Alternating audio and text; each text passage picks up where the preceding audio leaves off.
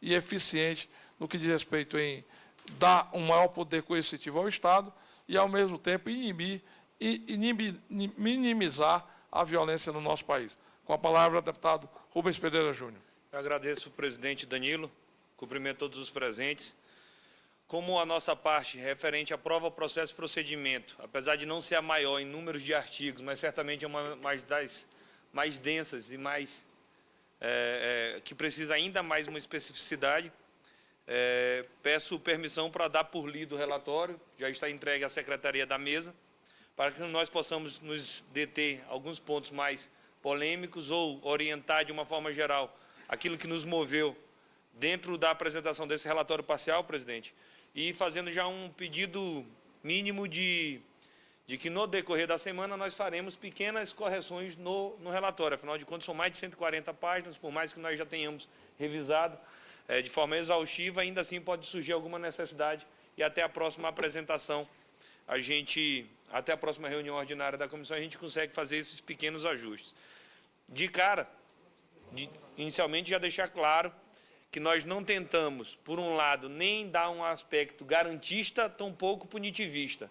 Nós tentamos ter o caráter mais centrado possível ao Código, tentamos preservar ao máximo aquilo que já veio da comissão, que já veio do Senado Federal aprovado, até porque o projeto retorna para o Senado, de nada adianta inventar absolutamente institutos aqui, se não tiver um amparo de serem ratificados pelo Senado, e tentamos também dar uma maior uniformidade a todo o Código de Processo Penal, tendo o tempo todo como parâmetro o Código de Processo Civil. Até porque, admitamos, são dois projetos que nasceram juntos, 8045, 8044 ou 46, 45 e 46. E que, portanto, um teve tramitação célere, já cumpriu inclusive a vacatio, hoje já está em vigência, produzindo seus efeitos, já inclusive tendo sido analisados seus efeitos numa audiência pública na Comissão de Constituição e Justiça, e esse ainda está na Câmara dos Deputados. Então, nosso objetivo também foi aproximar o Código de Processo Penal do Código de Processo Civil, apenas sistematicamente, não estou falando em transformar o Código de Processo Penal num apêndice do Código de Processo Civil, mas para facilitar a vida dos operadores do direito. Registrar ainda que alguns institutos nós optamos por não tratar dentro do Código de Processo Penal. Vou dar dois exemplos rapidamente. Interceptação telefônica e delação premiada. São meios de obtenção. Normalmente, os meios de obtenção de prova requerem uma legislação específica.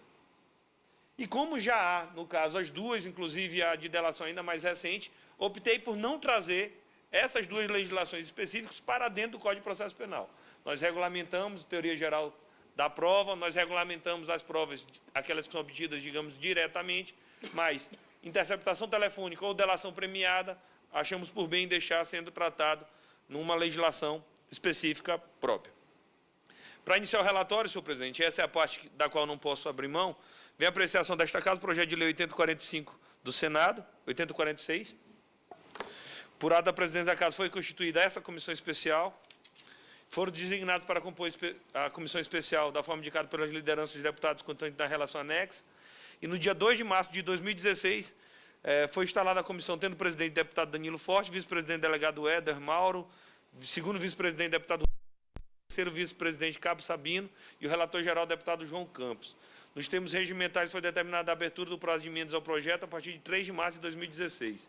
Em 16 de março foram designados os seguintes relatores parciais: deputados Rodrigo Pacheco, deputado Rubens Pereira Júnior, Pompeu de Matos, Paulo Teixeira e Keiko Ota. Para análise da parte que nos coube relatar, contamos com o assessoramento técnico específico dos consultores legislativos Márcia Maria Bianchi Prates e Marcelo Atu Manzan Guimarães, da área de Direito Penal, Processo Penal e Procedimentos Investigatórios Parlamentares da Consultoria Legislativa da Câmara, que participaram ativamente dos trabalhos desta relatoria parcial. Falo em público. Sem o trabalho dos consultores, o projeto não teria como ser apresentado da forma que está sendo, visto que indispensável a participação dos mesmos. É o relatório. Voto do relator. Nos termos do artigo 205, parágrafo 5º do Regimento Interno, compete a esse relator parcial proferir parecer sobre a parte do projeto de lei que me foi designada e aos respectivos projetos de leis apensados, bem como as emendas a mim atribuídas. Sob enfoque da constitucionalidade formal, o projeto de lei e os apesados não apresentam vícios, porquanto observadas as disposições constitucionais pertinentes à competência da União para legislar sobre a matéria e do Congresso Nacional para apreciá-la e a iniciativa. No tocante à constitucionalidade material, não se vislumbra, em seu aspecto global, qualquer discrepância entre as aludidas proposições e a Constituição Federal. No que guarda pertinência com a juridicidade, os artigos 165 a 320 do projeto de lei, as proposições apensadas não apresentam vício sobre os prismas da efetividade, coercitividade, generalidade e inovação. A parte de se consubstanciar na espécie normativa adequada, suas disposições não conflitam com o ordenamento jurídico vigente. Em relação à técnica legislativa, tais proposições se encontram afinadas aos ditames da Lei Complementar 95. Não se preocupe que daqui a pouco eu vou entrar na parte por artigo, que será ainda mais proveitoso a apresentação do relatório. Quanto às emendas apresentadas no prazo regimental respectivo, conclui-se no aspecto geral pela sua constitucionalidade, juridicidade e adequada técnica legislativa. Ressalva-se, no entanto, relativamente aos aspectos de constitucionalidade, qualquer conclusão em sentido diverso apresentada ao longo desse relatório parcial, quando a análise específica dos dispositivos do projeto de lei, das proposições apensadas às emendas. Por fim, esclareço que o PL 3479, do qual eu sou o autor, foi apensado a esse projeto e a mim distribuído para ser o relator. Como não posso relatar projeto de minha autoria, declino dessa atribuição para o relator geral. Assim sendo, deixo de me manifestar sobre a aludida proposição. Passemos, então, à análise do projeto. E a primeira análise do projeto, presidente, é resultante numa emenda modificativa número 1 de nossa autoria, que faz uma distinção do Código de Processo Penal como um todo para o acréscimo da parte geral e da parte especial. Da forma que chegou no Senado, nós temos diversas partes dentro do mesmo Código de Processo Penal, diferente do que nós olhamos no Código de Processo Civil. O que é que nós entendemos por bem fazer? Cria-se uma parte geral do Código de Processo Penal, cria-se uma parte especial. E aí foi necessário que nós reorganizássemos, então, as disposições dos livros para que ficasse numa ordem com algum nível de inteligência e melhor distribuída em relação ao projeto que veio do Senado. Então, quais são as partes quais serão os livros da parte geral? A parte geral, a primeira parte é das normas processuais penais. Óbvio, a aplicação da norma penal no espaço, no tempo, é por onde se inicia a parte geral. Livro 2, nós iniciamos com a investigação criminal.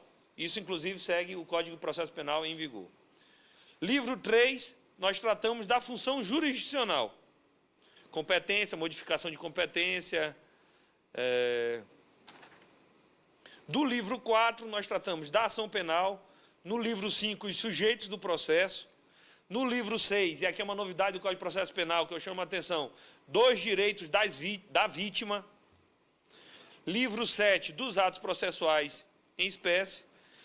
Do livro 8º, das questões prejudiciais e dos processos incidentes. Reparem, aqui eu estou falando do artigo 420, e eu trago ele para a parte geral e antecipo as questões prejudiciais, para inclusive antes da parte da prova, por exemplo. Do livro 9º, da prova. Do livro 10º, das medidas cautelares.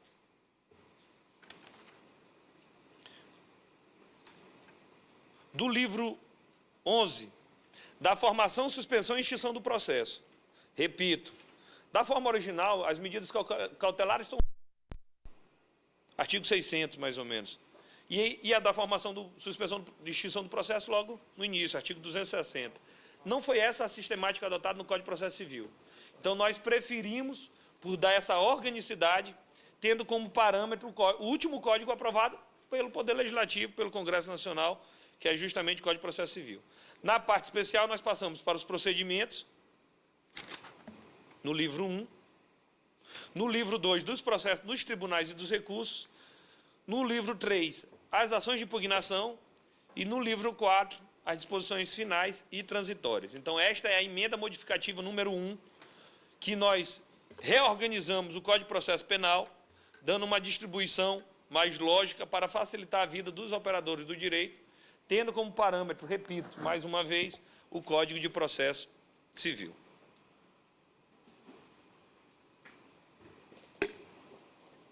Da prova. E aí, registre-se, presidente, delegado Éder. Nós acolhemos o máximo de sugestões possíveis, tanto dos parlamentares, integrantes dessa comissão ou não, como também das entidades. E aqui eu quero registrar especialmente a Defensoria, que participou da gente ativamente, os magistrados, o Ministério Público, os peritos criminais, OBSECRIM, e recebemos sugestões de advogados, tanto de caráter local quanto de caráter nacional. E, repito, mais uma vez, tentamos ao máximo ampliar a participação e dar um caráter democrático ao referido relatório. No artigo 165, nós tratamos das provas. As provas serão requeridas pela parte. Será facultado ao juiz, antes de proferir a sentença, determinar diligência para esclarecer dúvida sobre as provas requeridas e... Então, o juiz não vai poder criar uma nova prova, até porque no sistema acusatório não é a função do juiz, cabe ao juiz julgar o processo. Mas uma prova já produzida que tenha recaído alguma dúvida, aí sim o juiz poderá requerer uma revisita.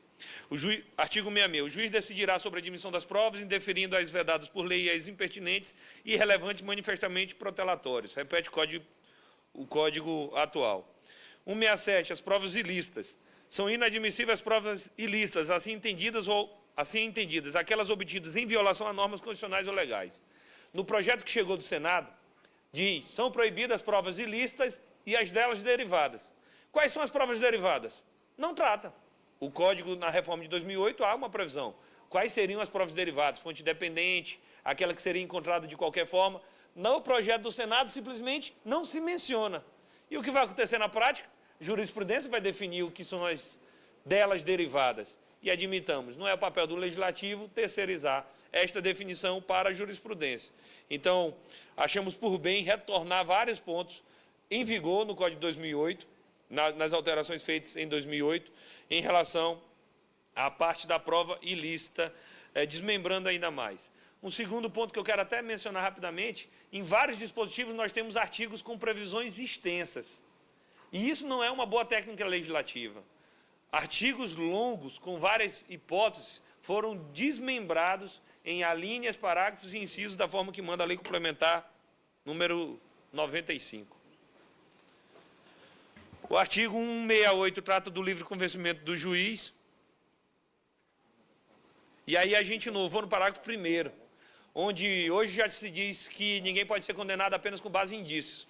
A gente amplia, ninguém pode ser condenado apenas com base nas provas indiretas. As provas indiretas só podem ser suficientes para uma condenação se a conclusão estiver estribada no conjunto probatório produzido em juízo. Nós não vamos descartar uma prova indireta, mas o tempo todo será necessário que ela não seja individualizada. Ela tem que ser analisada em todo o corpo probatório, para dar uma maior garantia, tanto ao juiz que julga, quanto também às partes e, de alguma forma, a toda a sociedade. Artigo 69 fala da prova emprestada. Claro de como era a redação original e o que nós fizemos. O artigo 69 agora foi destrinchado para inciso 1º, inciso 2º, parágrafo 1º e parágrafo 2º. E ainda criamos, novidade, artigo 69A, a cadeia de custódia. Daqui para frente, cada agente público que, de alguma forma, gesticionar, gerir uma prova, terá que dizer, recebi assim, entreguei desta forma. Uma cadeia no seguinte sentido, como se fosse um memorial descritivo de tudo o que aconteceu com a prova produzida, para que a prova não se perca. Isto é uma inovação que vem no sentido de dar maior modernidade ao Código de Processo Penal, maior garantia e lisura das provas produzidas, que serão, de alguma forma, intocáveis, para que possa preservar o julgamento a qualquer momento, dando maior segurança.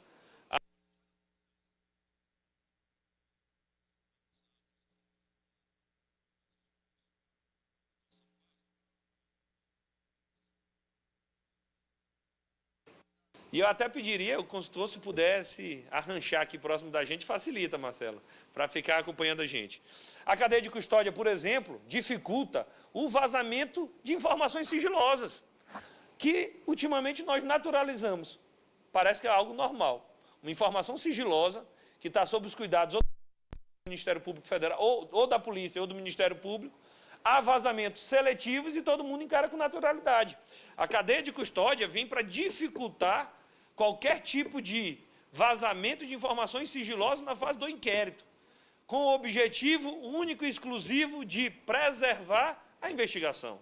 Nós não queremos facilitar nenhum pré-julgamento antecipado, isso em nada ajuda a investigação, isso inclusive fere diversos direitos consolidados na Constituição Federal do réu ou do investigado. Então, a cadeia de custódia é uma inovação que tem sugerido pelo Instituto Brasileiro de Ciências Criminais, com o objetivo de dar maior lisura às provas produzidas, tanto na fase da investigação, quanto na fase judicial, eventualmente, se o processo fosse sigiloso.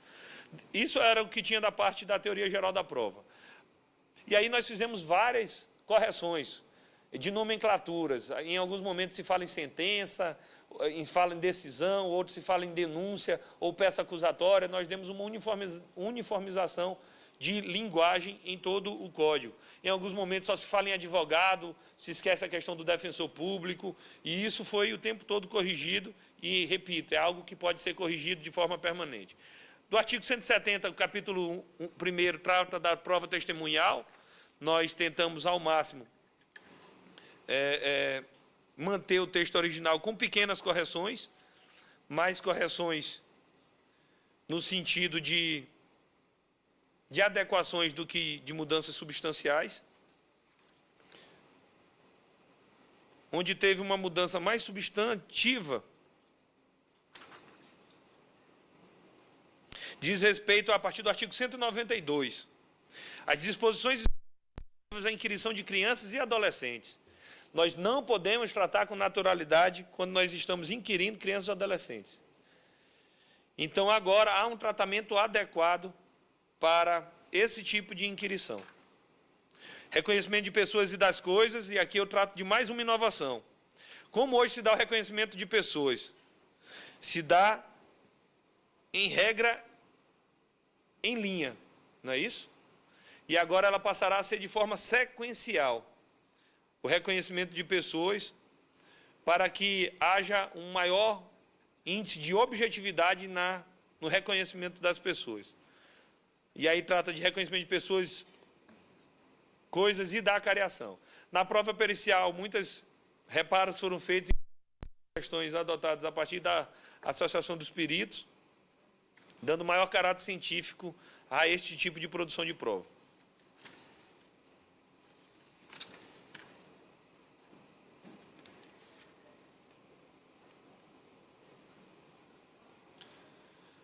Da busca e apreensão, o texto não teve grandes alterações. E aqui eu chamo a atenção dos artigos 245 a 263, que trata das interceptações das comunicações telefônicas. Aqui, repito, como já há uma específica, achei por bem não trazer este tipo de meio de obtenção de prova específico para dentro do Código de Processo Penal. Mas a gente já trata com alguma regularidade do acesso a informações sigilosas. Agora criamos também no artigo 244A do acesso a informações não sigilosas. E o caput diz: a autoridade policial e o Ministério Público terão acesso exclusivamente aos dados cadastrais do investigado que informam qualificação pessoal, filiação, endereço, e isso independente de autorização judicial, mantidos pela Justiça Eleitoral, pelas empresas telefônicas, pelas instituições financeiras, pelos provedores de internet, pelas administradoras de cartão de crédito. Calma, a gente não está tratando aqui de quebra de sigilo bancário. Trata-se exclusivamente de dados cadastrais, qualificação pessoal, filiação e endereço. Afinal de contas, se nós podemos integrar toda essa rede de informações não sigilosas, por que não fazê-lo? Então, essa inovação do artigo 244A foi incorporada para o Código de Processo Penal. E aí, nós encerramos a parte de provas. A parte posterior é de processo e procedimento, e aqui nós fizemos algumas mudanças substanciais.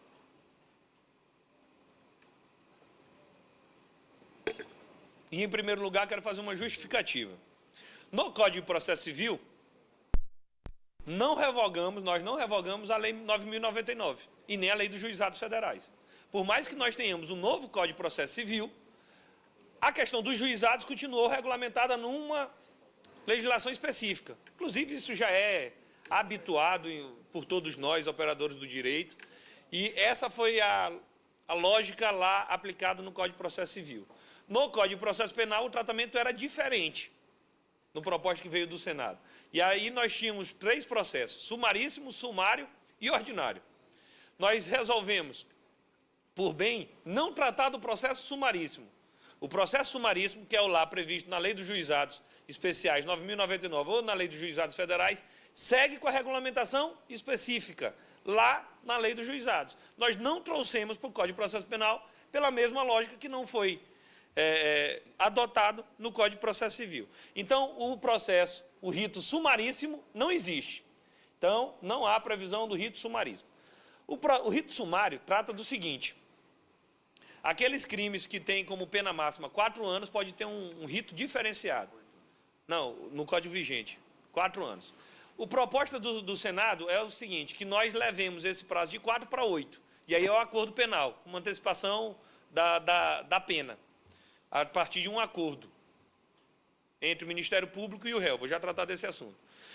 Só que nós colocamos o acordo penal. Não precisa que isto seja chamado de rito sumário. É uma possibilidade de acordo para alguns tipos de crime. Dessa forma, nós também revogamos essa expressão rito sumário, sobrando apenas o rito ordinário, que se só tem ele, nós alteramos a nomenclatura para procedimento comum. Então haverá apenas um rito agora no processo penal. É o rito comum a todos esses. Quais são as exceções? Juizados especiais da Lei 9.099 ou juizados federais. Apenas. Aquilo que não está regulamentado lá na Lei dos Juizados será aplicado para todos os tipos de crime, procedimento comum.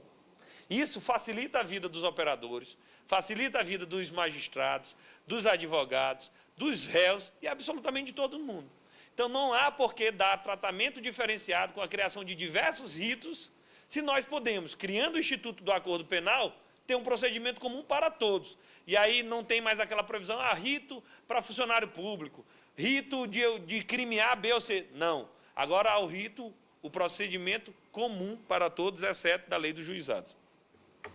E aí nós tratamos da formação do processo, considera-se proposta a ação quando a denúncia ou queixa subsidiária for protocolada, e isso tem efeitos, e a lógica disso aqui foi lá em relação à prescrição. Da suspensão do processo permanece, nós não alteramos.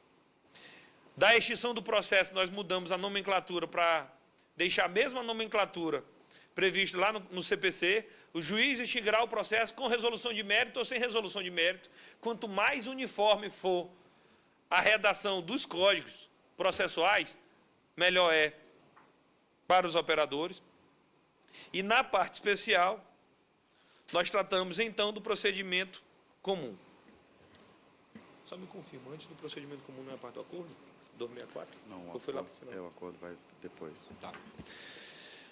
E aí tratamos do procedimento, denúncia ou queixa, indeferimento da denúncia e da queixa subsidiária, da adesão civil e da imputação penal, da resposta, da absolvição sumária, da instrução. Aqui, sem grandes alterações, chama a atenção lá para o artigo 283 do Acordo Penal. O que é o Acordo Penal? O Acordo Penal é um importante instrumento, ao nosso ver, numa política de desencarceramento daqueles crimes que são, de alguma forma, de menor potencial ofensivo, sem se confundir com aqueles da Lei dos Juizados, onde nós permitimos uma antecipação da pena, preenchido alguns requisitos específicos. Quais são os requisitos obrigatórios para que nós possamos ter o acordo penal entre o Ministério Público ou querelante e o denunciado ou querelado? Primeiro, obrigatoriamente ser assistido por advogado constituído ou defensor público. Se não tiver advogado ou defensor, é impossível que nós falemos em acordo, até para que não haja nenhum tipo de desvirtuamento. No exercício da autonomia das suas vontades. Se por qualquer motivo a vontade estiver viciada, não se pode falar em acordo. A qualquer tempo. Aqui, penso que nós, mais à frente, fizemos uma retificação em relação à sentença. Até a sentença, não, Marcelo? A qualquer tempo. o acordo penal, aqui há um erro de redação, será feito até o momento da sentença. Pela mesma lógica que, na verdade, foi uma limitação que nós pensamos por bem, diferente, por exemplo, do que há hoje na delação premiada, onde esta, sim, pode ser feita, inclusive, após a sentença. Caso claro do Marcelo Odebrecht. E aqui nós fixamos como parâmetro objetivo por vontade política legislativa que o acordo penal pode ser proposto pelo menos até o momento da sentença. Poderão celebrar o acordo para aplicação imediata da pena em relação a crime cuja sanção máxima combinada não ultrapasse 8 anos. E aqui coincide com a proposta de procedimento sumário. A gente hoje amplia o que é apenas 2 anos do sumaríssimo, dos juizados, para 8 anos, onde possa ter o acordo penal. E obrigatoriamente deve conter a confissão, total ou parcial, em relação ao crime imputado. O requerimento para a aplicação da pena, com observância dos limites máximos e mínimos, a proposta de reparação de danos, onde for possível reparar o dano, o acordo penal só pode ser feito após a reparação do dano. Até para prestigiar, para acabar a sensação de impunidade, para prestigiar, inclusive, os direitos da vítima, declaração da expressa renúncia das partes no direito de produzir prova, declaração de consciência do réu sobre o crime que lhe é imputado. Então, para haver o acordo, é aquele caso que, de antemão, já está provado, não apenas pela confissão, mas que está garantido também que há uma defesa constituída, uma autonomia de vontade, o crime não é grave e na fixação da pena, para que essa pena, o quanto dela não fique à mercê do Ministério Público, tal como há na delação, onde se criou-se 2 tipos de delação, uma delação que dói um pouco e uma delação que não dói nada, a delação prime, onde há uma sensação, inclusive, de impunidade. Aqui nós entendemos que o quanto da pena deve ser o mínimo, a previsão mínima legal. Se é um crime de menor potencial ofensivo, se nós não queremos que aquele processo demore muito, seja oneroso para o Estado, nós aplicamos a pena mínima prevista. Em regra, esse acordo penal vai servir, em regra, isso não está no projeto, para réus primários, de bons antecedentes, que comete um crime ocasional, confessa, reconhece que errou, e quer dizer, olha, eu não quero nem responder o processo, me aplica logo a pena. E desde que o promotor assim o concorde. Tem que ter um acordo entre o Ministério Público, defesa, respeitando todos esses pré-requisitos. E o Ministério Público não vai poder barganhar em cima do acordo. Esta pena, repito, a ação premiada, será o mínimo previsto na lei. E aí, em regra, esse mínimo previsto, inclusive, pode cair uma outra medida restritiva de direito, uma pena alternativa, com uma punição, com reparação do dano para a vítima, com a aplicação imediata para dar economia processual, celeridade no processo, e nesses moldes, penso que o acordo penal é um importante instrumento a ser incorporado no Código de Processo Penal. Fixei em 8 anos, porque o processo penal também não pode, ele não é disponível, ele, por regra, não cabe todo tipo de transação sobre ele. Aqui nós estamos falando de interesse do Estado. Excepcionalmente, para esses crimes, onde a pena máxima é de 8 anos, nós estamos prevendo acordo. Não havendo acordo, o que é que acontece? Segue um procedimento comum, como qualquer outro crime. Isso, inclusive, está previsto no processo. Por fim, nós disciplinamos a parte da ação penal originária, da ação nos tribunais, onde a regulamentação não era adequada, e nós fizemos algumas correções em como se tramita processo nos tribunais, independente dessa discussão de fim de foro privilegiado ou não, o Código está adequado para tanto. Por fim, senhor presidente, senhor relator geral, nós acrescentamos uma única emenda aditiva ao projeto de lei 9.099, no artigo 89, acrescentando o parágrafo 4º-A, e também o artigo 90A em relação ao âmbito da justiça militar. E uma emenda aditiva número 2, que, por bem, achamos a necessidade de incluir o seguinte dispositivo. A fim de assegurar a razoável duração do processo penal, a ação penal deverá ser concluída no prazo de 3 anos na instância ordinária. originária e de 1 ano na instância recursal, contado da data de distribuição dos autos até sua remessa à instância superior ou a publicação da sentença ou acordo. Já que a duração razoável do processo é uma garantia constitucional, nada melhor que o Código de Processo Penal também insira esta previsão, e aí fica a título de sugestão a ser incorporado pelo relator geral, deputado João Campos. Dessa forma, o nosso relatório tinha por objetivo, em primeiro lugar, disciplinar melhor a parte das provas. Repito, não trouxemos para o Código de Processo Penal as alterações que já estão tratadas em legislações específicas, por exemplo, interceptação telefônica e delação premiada. Isso continua lá na lei específica, não trouxemos para dentro do Código de Processo Penal. No que diz respeito aos juizados, se o CPC não trouxe, nós também não trouxemos. Nós criamos mecanismos para dar maior funcionalidade e áreas de modernidade ao processo penal, ampliamos os direitos da vítima, reorganizamos o índice e a distribuição de todo o código, nós previmos o acordo penal, nós disciplinamos, unificamos o procedimento comum para dar maior celeridade e andamento em todos os processos, e nós também regulamentamos a parte das ações penais originárias nos tribunais. Dessa forma, senhor presidente, era o relatório parcial que nós tínhamos a apresentar a Vossa Excelência no dia de hoje.